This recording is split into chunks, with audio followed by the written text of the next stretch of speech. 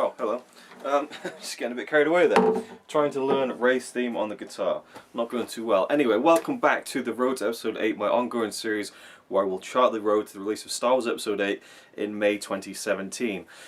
I feel like it's been a while since I've got back to this series and there's so much more to talk about, but I'm just going to take it as it comes. And this one I'll be talking about visual effects with The Force Awakens, mainly because the Oscar nominations came out today, and The Force Awakens is up for 5 Oscars, which is really, really cool. I think that's great. Obviously there was no chance it was going to be up for Best Director or Best Film or anything like that. I thought maybe outside chance cinematography, but really the 5 awards that The Force Awakens is up for in February at the Academy Awards are sound mixing, sound editing, film editing, score, and visual effects. Now, sound editing, sound mixing, I feel like those are just throw up in the air. You never know what's going to happen with those ones. But score is interesting.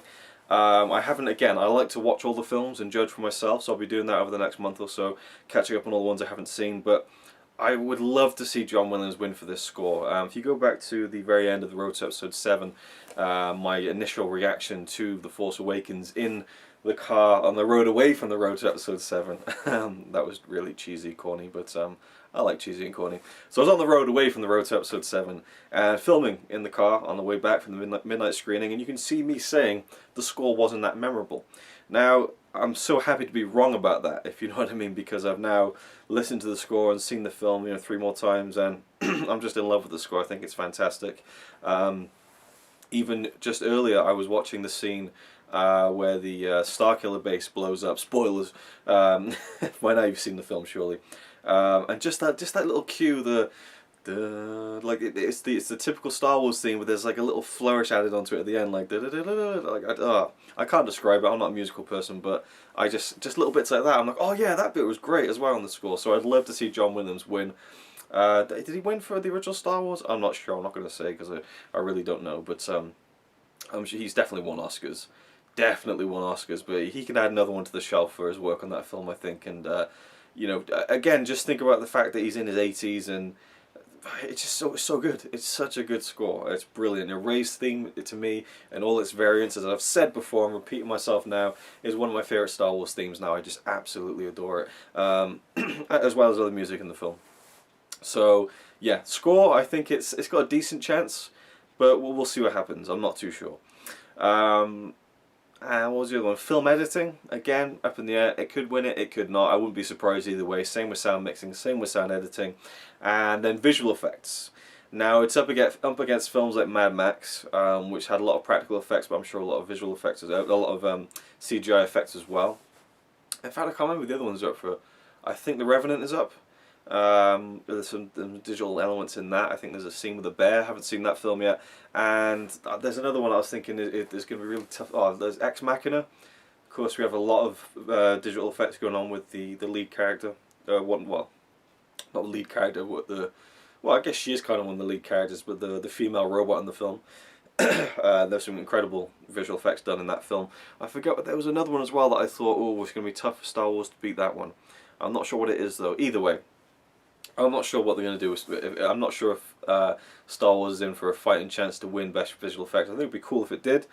But yeah, I mean, it hasn't been a year like 2014 where you can look at something like Dawn of the Planet of the Apes and go, wow, I mean, it wasn't on that level. I don't think that anything has been last year. But here's another thing I want to talk about, actually, because they released a 10-minute visual effects for your consideration reel on Vimeo, so I'll leave a link to that in the description of this video. I was going to use some screenshots for it, but I haven't got time to do that. So you can just go check it out and watch it for yourself. It's well worth your time, and if you love The Force Awakens, it's a fun way to watch 10 minutes of the movie basically for free. You get to see scenes from the Jakku chase, the Millennium Falcon, stuff like that. They even show some kind of spoilery stuff as well. Like they almost show the walkway scene. I was like, Jesus. They don't, but they almost do. But yeah, it shows you like all the, like basically in the bottom right of the screen you have the movie, and then the top left, and then occasionally on the top middle and top right you have like concept art, pre-rendered digital effects, and then like animatics, the previs, and then you have plate shots and like before and after shots. I mean, sometimes just showing little tiny details like a green screened in space outside of the Millennium Falcon cockpit, all these little details, and there's some really interesting stuff in there. You can see, oh, so they did that, you know, like the I already knew this because a couple of weeks ago the guy who shot the film, I think, is it Daniel Mendel? Don't want to mess it up. I think that's who it is. He's posted all of his Instagram like phone shots from the film, and so you see that the snowy forest lightsaber duel at the end of the film, they built a huge set for that, which was really cool. I never really thought about that before. Obviously they didn't go into a real forest where it was snowing and shot it at night. Obviously that wasn't the case. But obviously it's not quite digital either, so I didn't even think about it. I didn't even put two and two together, but yes, they built a huge stage for that. But obviously they enlarged that with digital effects, which you can see in this comparison reel. It's really fascinating stuff. You get to see a snippet of Lupita Nyong'o acting with Rey, acting with Daisy Ridley as Rey on a blue screen set, and actually you see a lot of things like when we first see Rey, the first shot of Rey's face when she pulls her mask off and she drinks the water, shot completely on a blue screen stage, you know, and you wouldn't have thought it, you know. And I think that it's kind of a clever thing because we're all going into this thinking, wow, they did so much practical in this film that we kind of weren't really looking for the seams, which I think is really good. And so where I think the visual effects have worked really well in the film, are where you don't even really think about it.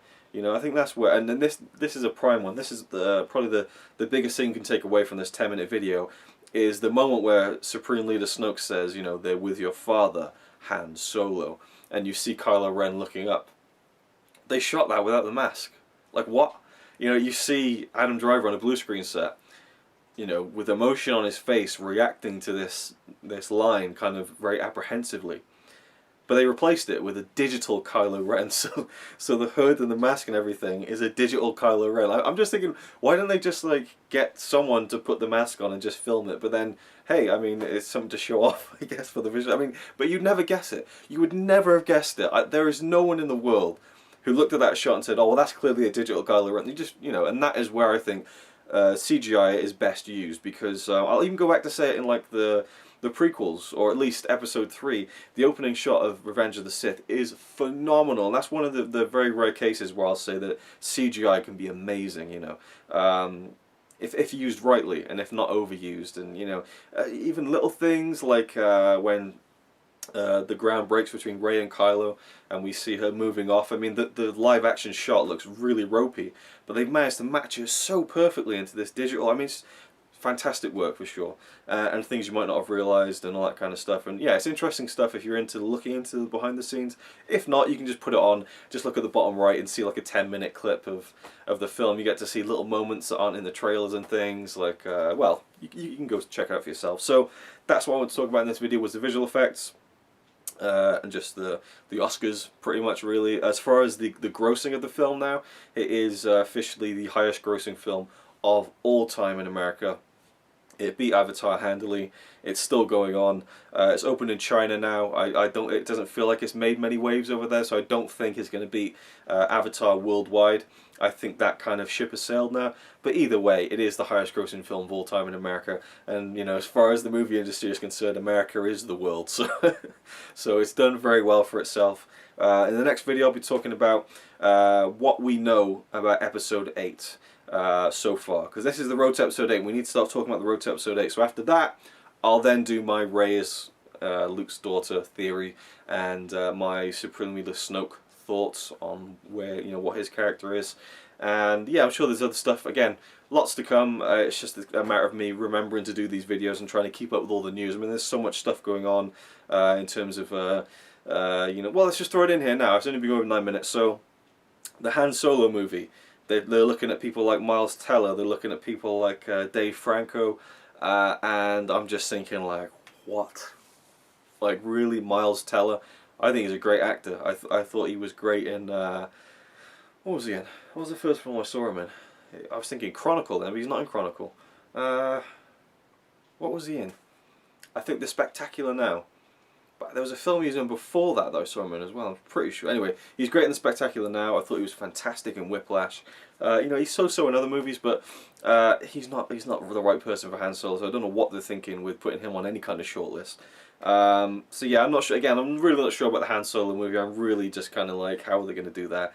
Really unsure about that one. Whereas Rogue One feels a bit more like this breathing room to create new characters and to make it feel like a Star Wars film. Whereas if you have this iconic character and you just put someone else in the role. I mean, again, with like Obi-Wan, for example, the prequels, you're looking at, you know, going back, like, I guess it would be from episode 1 to episode 4, you're looking at about 40, 45 years, something like that, I would say. Maybe not 40, about 40 years.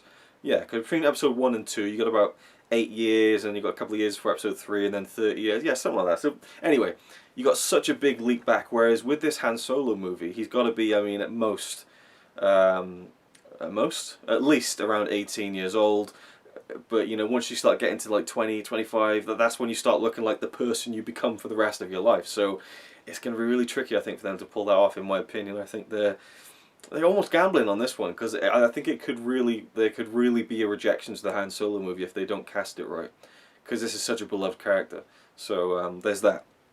Rogue One, there's little bits and pieces coming out, but nothing substantial. So yeah, stay tuned for the next video. I hope you enjoyed, and leave me your thoughts on anything and everything to do with Star Wars, to kind of take a leaf out of Ian's vocabulary, and I'll see you in the next one.